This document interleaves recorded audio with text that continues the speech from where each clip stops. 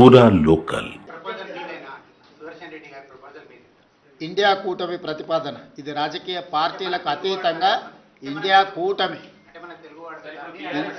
కూటమి తరఫున అన్ని రాజకీయ పార్టీలను అడుగుతున్నాం.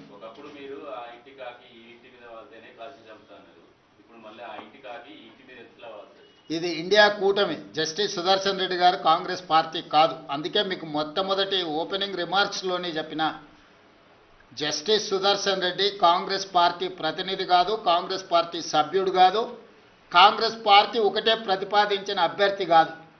ఇండియా కూటమి ప్రజాస్వామ్యాన్ని పరిరక్షించడానికి న్యాయ నిపుణుడు, న్యాయ కోవిదుడైన జస్టిస్ సుదర్శన్ రెడ్డిని ప్రతిపాదించారు.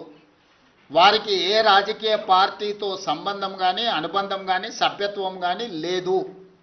పార్టీలకు అతీతంగా జస్టిస్ సుదర్శన్ రెడ్డి గారిని గెలిపించాల్సిన బాధ్యత ప్రతి తెలుగువాడి మీద ఉన్నది.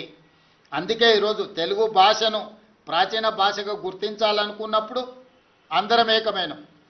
అంతెందుకు 1991లో కాంగ్రెస్ పార్టీ పివి నరసింహారావు గారిని దేశ ప్రధానమంత్రిగా చేసి ఉప ఎన్నికలకు నంద్యాలలో పోటీ పడినప్పుడు ఆనాడు గంగుల ప్రతాప్ రెడ్డి గారు రాజీనామా చేసి పివి నరసింహారావు గారు నంద్యాల ఎంపీగా ప్రతిపాదించినప్పుడు పెద్దలు నందమూరి తారక రామారావు గారు ముందుకు వచ్చి ఒక తెలుగువాడి దేశ ప్రధానమంత్రి అవుతున్నాడు అంటే అది మనందరికీ గర్వకారణము. ఎన్నికల్లో తెలుగుదేశం పార్టీ ప్రధాన ప్రతిపక్షంగా పోటీ పెట్టడం లేదు, అందుకే పివి నరసింహారావు గారిని గెలిపించండి అని చెప్పి ఆ రోజు నందమూరి తారక రామారావు గారు ముందుకు వచ్చిండ్రు.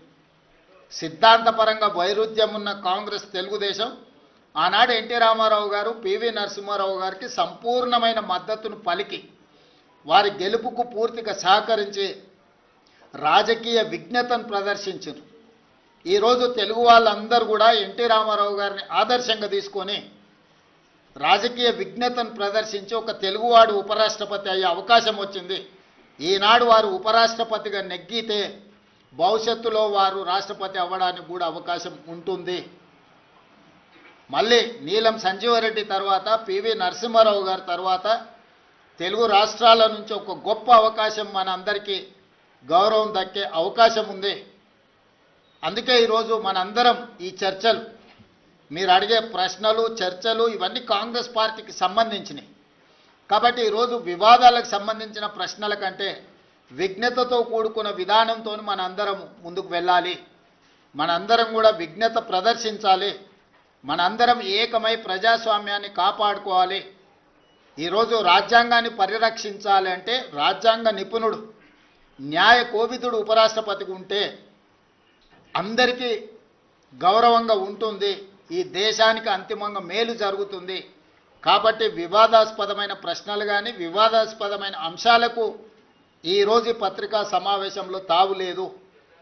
అందుకే పాత్రికేయ మిత్రులు కూడా నా విజ్ఞప్తి, మీ ఆలోచనలు ఏవైనా ఉన్నా మీ భిన్నాభిప్రాయాలను కూడా పక్కన పెట్టి మీరందరూ కూడా కలిసికట్టుగా జస్టిస్ సుదర్శన్ రెడ్డి గారికి మద్దతు ఇవ్వాల్సిందిగా మీ అందరికి కూడా విజ్ఞప్తి చేస్తున్నా.